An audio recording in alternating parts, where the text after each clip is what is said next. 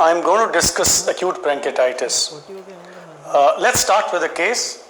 This is a 53-year-old male whose BMI is more than 30, social drinker, had sudden onset upper abdominal pain after dinner, and which was gradually increasing in intensity. It was radiating to the back. He had nausea, but there was no vomiting. Heart rate was 124 per minute, blood pressure 86 by 54 millimeter of mercury, respiratory rate 33 per minute, saturation was 92% on room air, abdomen was non-tender, soft. His blood sugar was 256, AST 230 units, ALT 272 units, LDH 540 units. So this is the kind of presentation where you would think a lot of differentials. So what are the differentials and what is the likely diagnosis with this kind of presentation? So if a patient has these kind of symptoms, of course you would think of acute pancreatitis, perforated viscous peptic ulcer, acute cholecystitis and biliary colic, acute intestinal obstruction, mesenteric vascular occlusion, renal colic, myocardial infarction, dissecting aortic aneurysm, pneumonia, and diabetic ketoacidosis. But I think the kind of presentation we had, probably this patient has acute pancreatitis. So this is what I'm going to discuss in this module. This is one of the commonest condition which is present in the ICU. Always you will find some patient has acute pancreatitis because these patients stay in the ICU for very long. The learning objectives of my talk: to learn clinical presentation of acute pancreatitis, to learn as to how to classify and investigate acute pancreatitis, to understand how do we do a severity assessment and risk stratification, and to learn management of acute pancreatitis, and also in the end to learn how to manage complications. So how do you define pancreatitis? Inflammation. It's inflammation of the pancreas which is associated with varying degrees of autodigestion, edema, necrosis, and hemorrhage of the pancreas and the surrounding tissues. Most of the times these patients will present with abdominal pain, and it's mild to moderate epigastric pain. It could be around periumbilical region, radiates to the back. In certain patients it can radiate to the chest, flanks, or lower abdomen.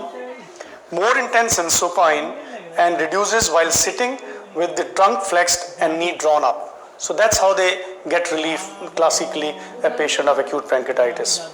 They may have nausea, vomiting, abdominal distension. They may have signs of sepsis, fever, tachycardia, tachypnea, and decreased breath sounds at the basis. And these patients may have shock because there is a lot of exudation of blood and plasma protein into the retroperitoneal space. There is a lot of fluid loss in this condition, and that could be responsible for shock. Classically, the student teaching is that the Gray-Turner sign and the Cullen sign, they are seen less than 8%. The hemorrhagic discoloration of the flank is called the Gray-Turner sign, and Cullen sign is when you have this hemorrhagic discoloration around the umbilicus. So if you have a person who's presented like this, who has some of the sign and symptoms, so how do you investigate? Of course, you will get a hemogram, you will get a kidney function test, liver function test, and of course serum amylase and serum lipase. Hemogram is a very important investigation in these patients because that will give you an idea how dehydrated the patient is. If the hematocrit is high, it shows that person is dehydrated and he needs more fluids.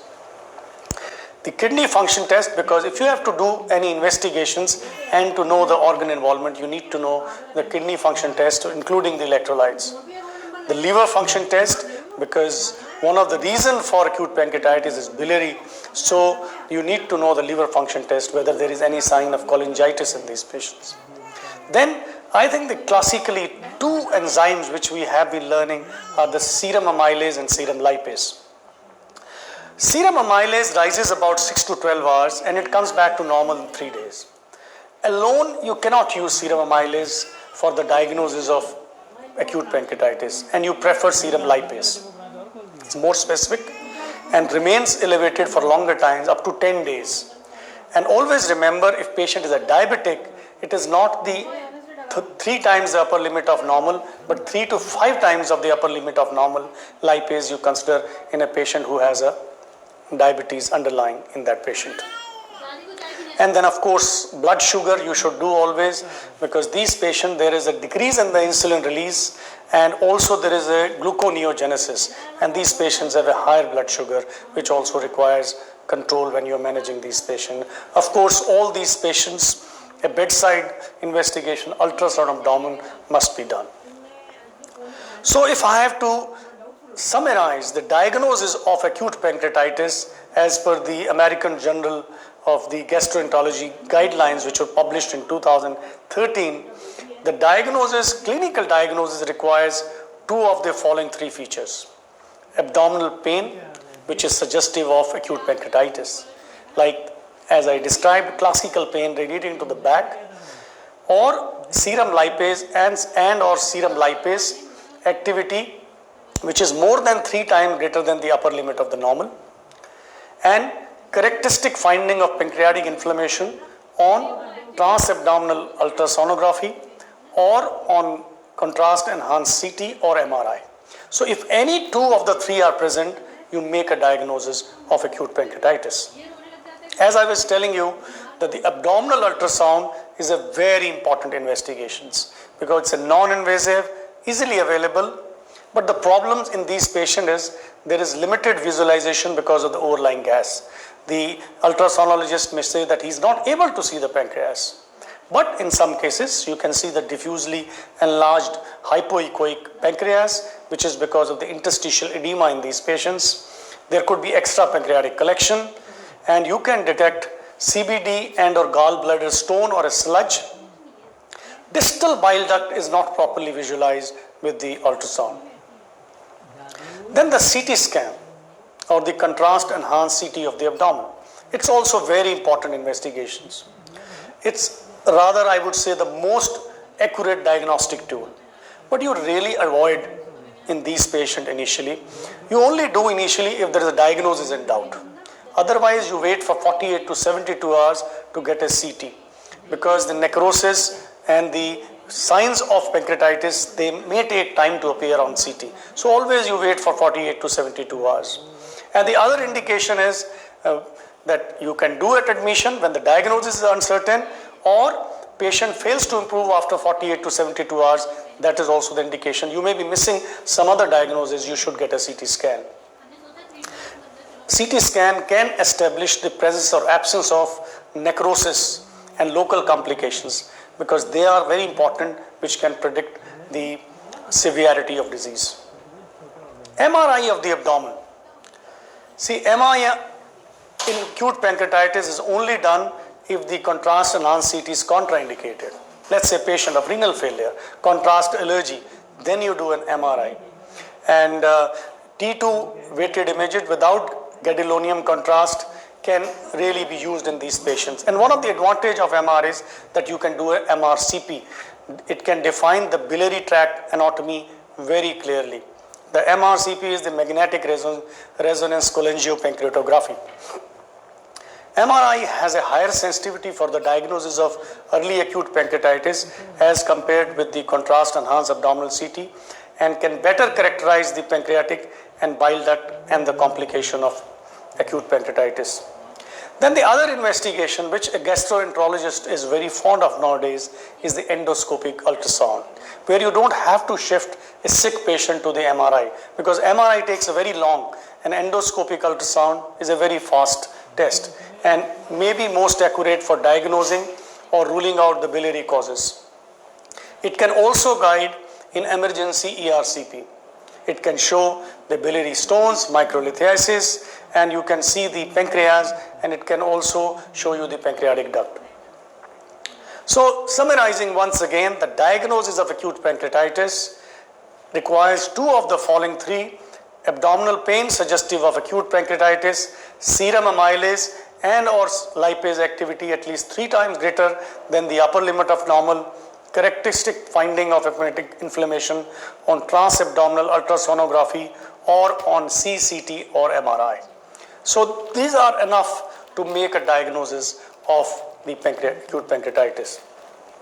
Then how do you classify acute pancreatitis? It is based on the necrosis and based on the severity. Interstitial edematous acute pancreatitis is characterized by acute inflammation of the pancreatic parenchyma and the peripancreatic tissues, but without recognizable tissue necrosis. That is the interstitial edematous acute pancreatitis. Necrotizing acute pancreatitis is which is characterized by inflammation associated with pancreatic parenchymal necrosis and or peripancreatic necrosis. So you can, based on the necrosis, you can divide interstitial edematous acute pancreatitis and necrotizing acute pancreatitis. Atlanta classification, which is usually followed by the gastroenterologist, divides the acute pancreatitis into mild acute pancreatitis, moderate severe acute pancreatitis and severe acute pancreatitis. The mild acute pancreatitis is a patient who has a pancreatitis, but it is not associated with any organ failure or any local complication. The moderate severe is when a patient has local or systemic complication without organ failure or has a transient organ failure which lasts less than 48 hours. That you call it a moderate severe acute pancreatitis. And a severe acute pancreatitis is when a person has persistent organ failure which lasts more than 48 hours, which does not resolve with the initial resuscitation. Now, what is the etiology of acute pancreatitis? Gallstone or gallstone biliary are responsible for 40 to 70% of the acute pancreatitis in India. Outside India, alcohol-induced pancreatitis is more common, but about 40 to 70% it is the gallstone or a biliary which is responsible for causing pancreatitis, and alcohol-induced at 25 to 30%. Then the other very important cause is a metabolic, hypertriglyceridemia. This is probably one of the common reasons which is missed. If you find serum triglyceride level more than 1000, you should suspect that this could be the reason for acute pancreatitis if you haven't found alcohol or the gallstone as a reason. Then patient post-renal transplant, patient with hypercalcemia can also develop acute pancreatitis.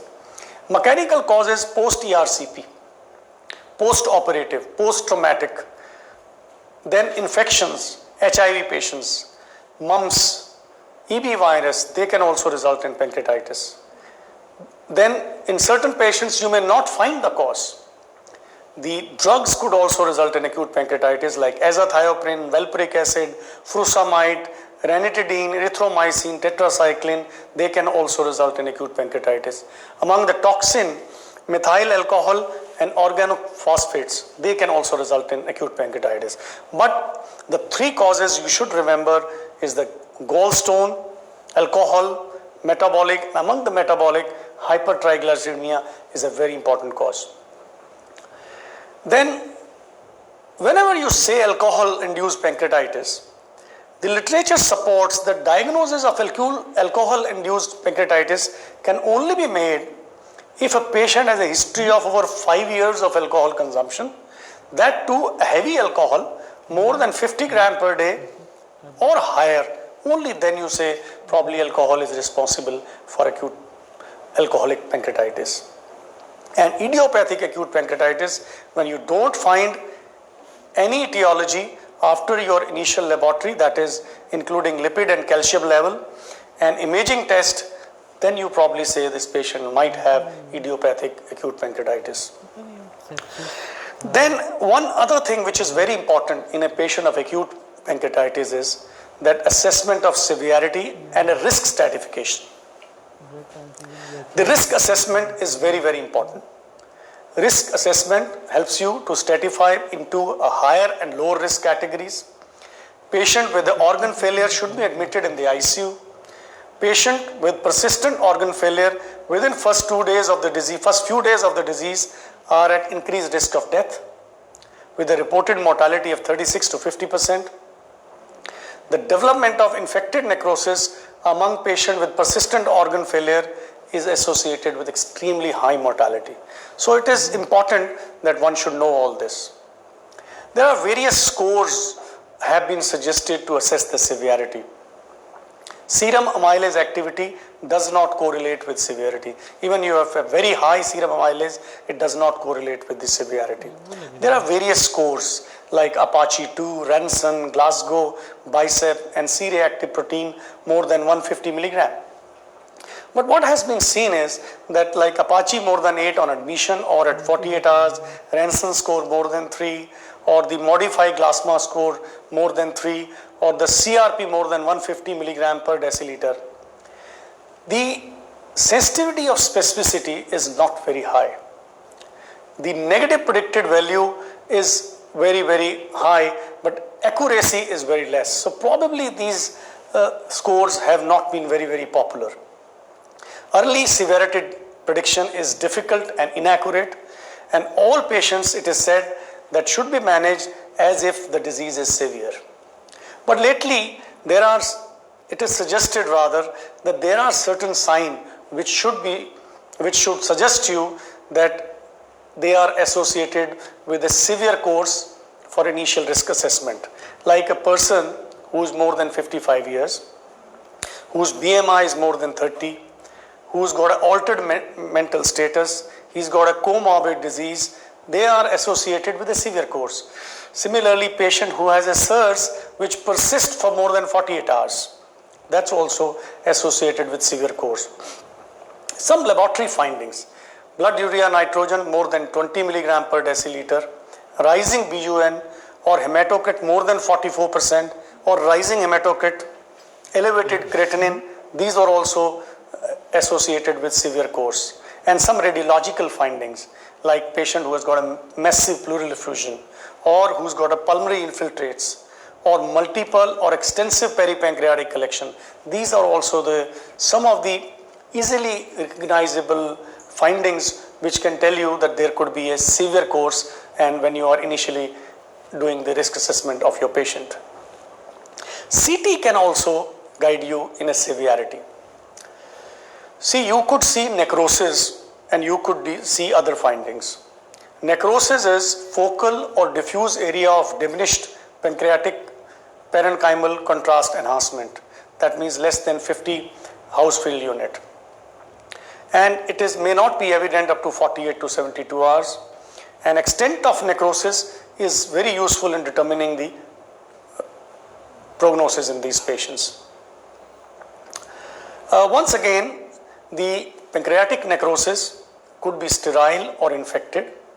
And you call pancreatic necrosis when you see more than 30% of the non-viable pancreatic parenchyma. Patient with sterile and infected necrosis both can develop multi-organ failure. Isolated extrapancreatic necrosis is also included under the term necrotizing pancreatitis. So one should know these terminology well, that you call pancreatic necrosis when you see more than 30% of the non-viable parenchyma or more than 3 centimeter. Both sterile and infected can result in multi-organ failure, and isolated extraperipancreatic necrosis is also included under this term. A score for severity assessment, Balzar score, has been suggested based on the inflammatory process and the necrosis. The maximum score you can have 10. The inflammatory process, if there's a focal or diffuse enlargement, you give a score of 1. If there is associated along with it peripancreatic haziness, 2. If there is a ill-defined fluid connection, you give it 3. If there are 2 ill-defined, you give a score of 4. And similarly for pancreatic necrosis, no necrosis, 0. Less than 30%, 2. 30 to 50%, 4, and more than 50%, 6. And so you can have a score ranging from 0 to 10. The higher the score, the higher the severity in that patient. And usually patient who has a 8 or 9 score associated with a bad outcome. So in the end, I'm going to talk how to manage severe acute pancreatitis. The most important thing which you should manage in these patients is the initial resuscitation. And among the initial resuscitation, aggressive fluids. These patients require very large amount of fluid because they leak a lot of fluid into the peritoneal cavity and outside. So you need to give 5 to 10 ml per kg body weight of the fluid per hour. So 250 to 500 ml of isotonic crystalloid solution should be given unless patient has a cardiovascular, renal or other related comorbid factors which prevent that. But in a normal patient, you should give that kind of fluid. Sometimes you have to give even boluses of 30 ml per kg if the patient is hypotensive and requires fluids. Early aggressive intravenous hydration is the most beneficial during first 12 to 24 hours and maybe little benefit later. So if you do not resuscitate with fluid in the first 12 to 24 hours in acute pancreatitis, probably the outcome may not be good. Patient unresponsive to initial fluid therapy, that means within 6 to 12 hours, may not benefit from continuous aggressive fluid therapy. What kind of fluid? You can give isotonic saline or ringer lactate, but a person who has a hypercalcemia, probably you should avoid ringer lactate because it contains about 3 milliequivalent per liter of calcium. Fluid requirement in an ICU should be reassessed at frequent intervals within 6 hours of admission and for the next 24 to 48 hours. The goal is to decrease the hematocrit between 30 to 40 and increase the renal perfusion and maintain a normal creatinine during the first day of hospitalization, because these will guide you that probably your fluid is adequate in that patient. After you have done this, the pain management is the next best management or the next priority in these patients. Because if you do not manage pain, it can aggravate the shock in these patients as well. The adequate analgesia improves the patient comfort as well as the pulmonary function. What kind of pain relief? You could give opioids, you could give fentanyl, and people have given even the morphine. Some people said that it constricts the sphincter of Oddi, but it has not been substantiated. But pain relief is very, very important. Even some people have given the epidural analgesia in patients who have very severe pain and is not being relieved by these. The dose is about 20 to 40 microgram of fentanyl you can give as a bolus, and patient can be given the pain control analgesia, and you should have a lock-in period so that they don't become dependent on these drugs. Then they do require general intensive care like any other patient. So you have to give a cardiovascular care, rapid restoration of intravascular volume, vasoactive drug only after you've given the fluids. Then you should give a pulmonary support. If they require ventilation, patient should be ventilated. Pleural fluid drainage is really not required unless it is a large amount of fluid and patient is dyspneic, it is interfering with respiration, only then you do a tapping. And if person develops ARDS, you manage ARDS like any other patient. As far as the renal management, optimize the hemodynamics, and if person requires renal replacement therapy, you should institute early so that the patient can be given nutrition and the other metabolic requirements.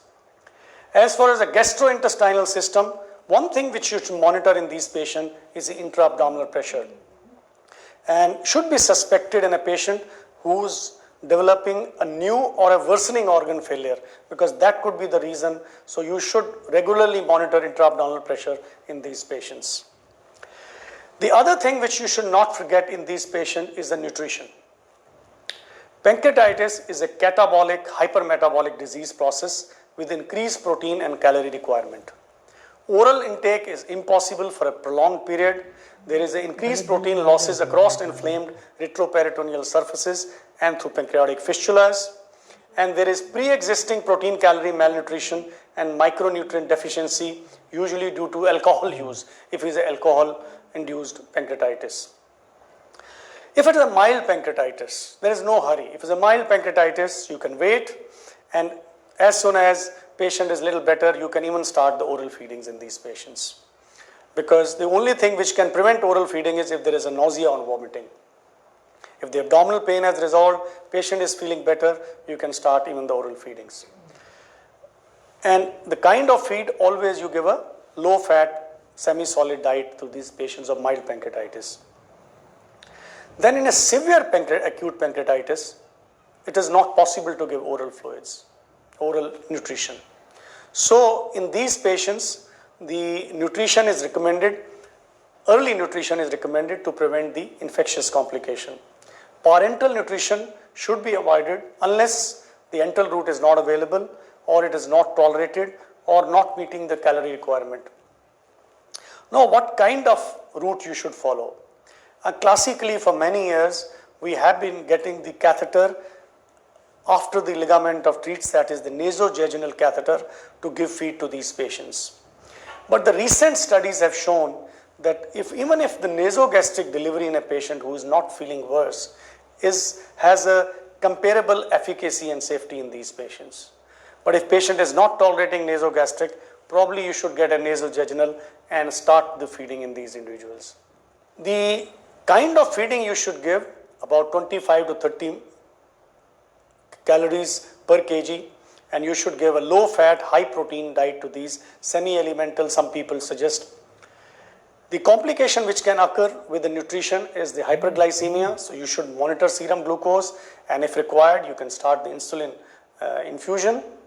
Hypertriglyceridemia is another which can occur in these individuals, and you should keep a serum triglyceride below 400. Sometimes it can cause exacerbation of the disease process, particularly if you are feeding with a nasogastric feed. Patient may not tolerate, so you should monitor for the bowel distension, abdominal pressure, residual jejunal volume, and diarrhea. And if there is a problem like this, you can use prokinetic agents. So this is the chart which is showing that if it is a mild disease, you don't require any nutritional support. As soon as the pain and patient is better, you can start the nutrition. But if it is a severe, you get an enteral excess, and then you start early enteral nutrition.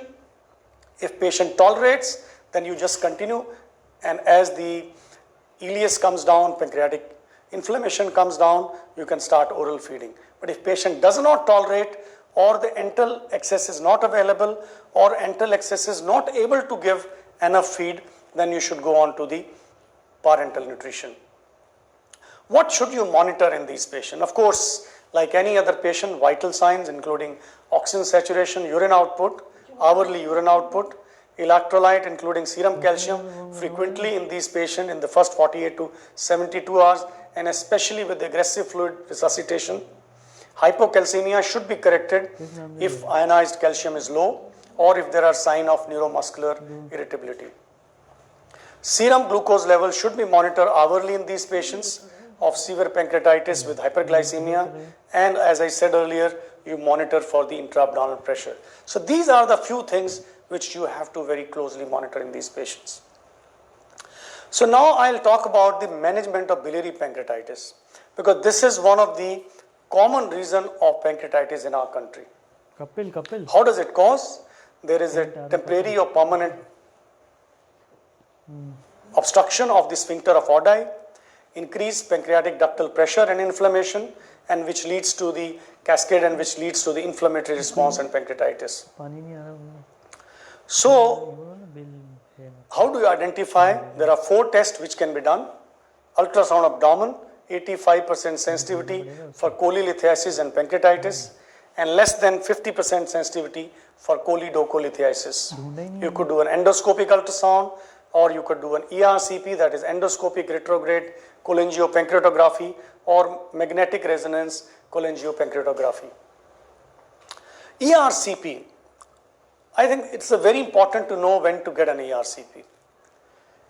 It's of course needed for clearance of bile duct stone in patients with cholangitis, patient with severe worsening biliary pancreatitis, when patient has a strong evidence of persistent biliary obstruction. In all other cases, ERCP is not indicated.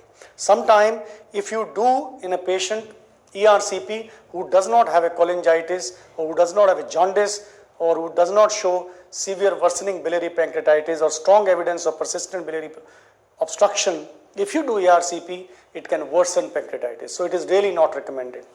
The timing, if patient has acute pancreatitis and concurrent acute cholangitis, after you've diagnosed, you can do within 24 hours.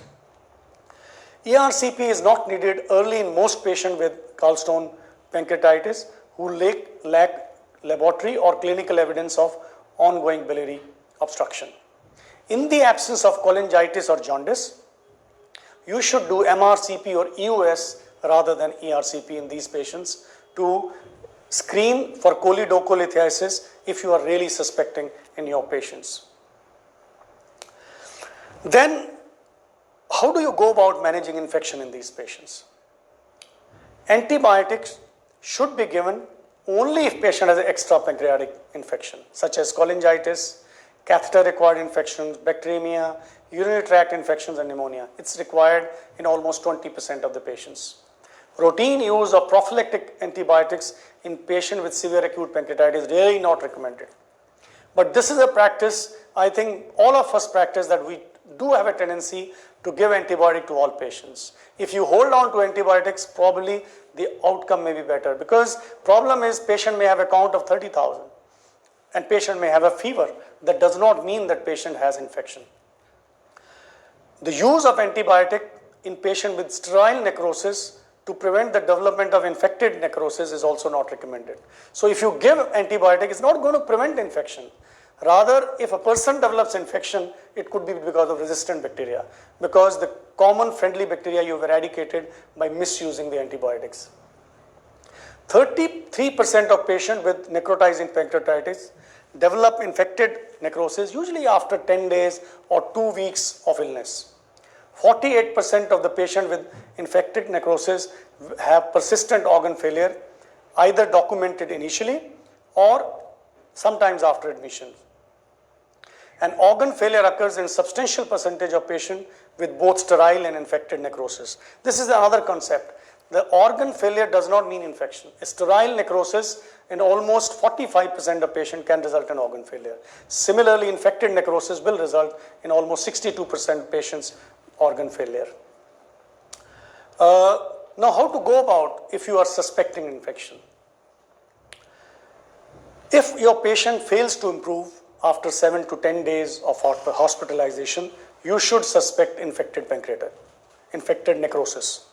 Of course, you will get a CT scan, and then you should not only get a CT scan, you should get a CT guided FNA. And at the same time, when you've taken FNA, you could start empiric antibiotics after obtaining necessary cultures for infectious agents.